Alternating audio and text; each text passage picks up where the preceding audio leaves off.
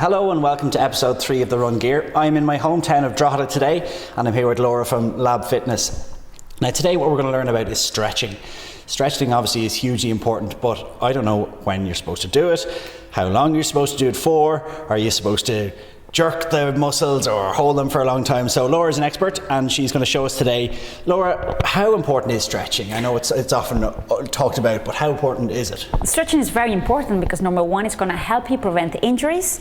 It's going to make sure that you get more flexible and not less flexible. So it's a vital part of everybody's training. Now, do you do it beforehand? Do you do it afterwards or both? Most definitely after, when you finish, is the most important, and that should be your developmental section of your stretching, and where you're trying to actually improve. At the beginning we do prep stretch, which is just literally much more gentle approach to prevent any sudden movements that is going to hurt you while you start your running. And how long should you spend stretching beforehand and afterwards? We normally tend to hold stretches between 10 to 15 seconds. Okay, so without further ado, let's show me how to do these. Hamstring stretch, the first one we're going to do. Now the most important thing is that every single muscle can be stretched in many different ways. You need to find which one works for you, because not the same stretch will get the same effect for everybody. So hamstring stretch will be taking the leg that we're stretching forwards. You're going to sit back, you're going to bend your back knee, make sure your front leg is fully lengthened, sink your hips right back, lean forwards with a straight back, and you should feel a gentle stretch happening at the back of your thigh on your hamstring. Now some people may not feel this very intense. Another option for the hamstring stretch would be feet together, lean forwards, touch your toes, and a more progressive approach will be exactly the same, but this time crossing your feet. And now once again, always checking that your legs are fully stretched. Once the knees are bent, you will not feel it, and you should be able to feel this at the back thigh. Yeah, so you always need to find which is the one that works for you personally the most, okay?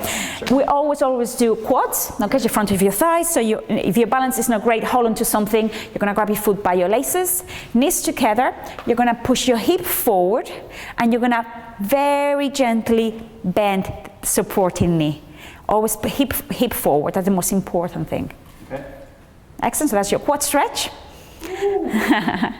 Now for your glutes, that's a challenging one. You normally need to hold on to something if your balance is not great, which is all about taking your foot into the opposite hip. Okay. That's what I mean, you may want to hold on to something. And you're going to imagine you're sitting back into something. Literally squat in the one leg. As I say, it's very handy if you're running out, if you grab onto a tree or a lamp post, jump in there. That's a very good glute stretch. If you sit back, you should feel it on your glutes. Oh, okay. Yeah? Yes. Good. Finally got there. Good.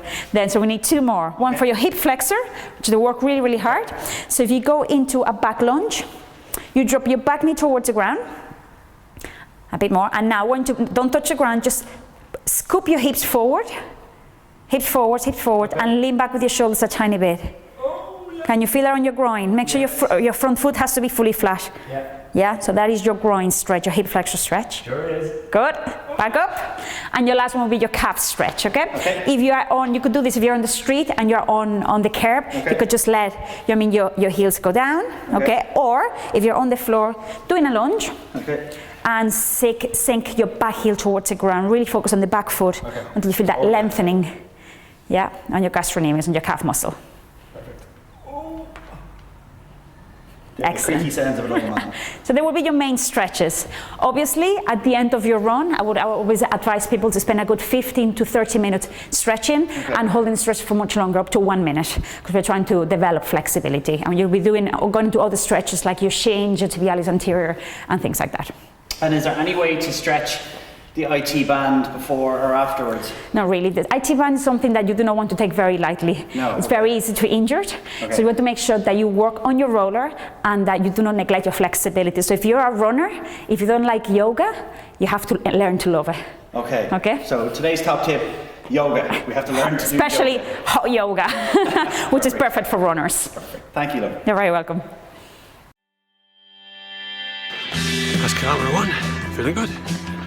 Your supinator land on the outside. I know you said it was your left knee that can give you a bit of problem. He's just buying these things. We only came here to get the gait analysis. It's like people, my kids have been in a really serious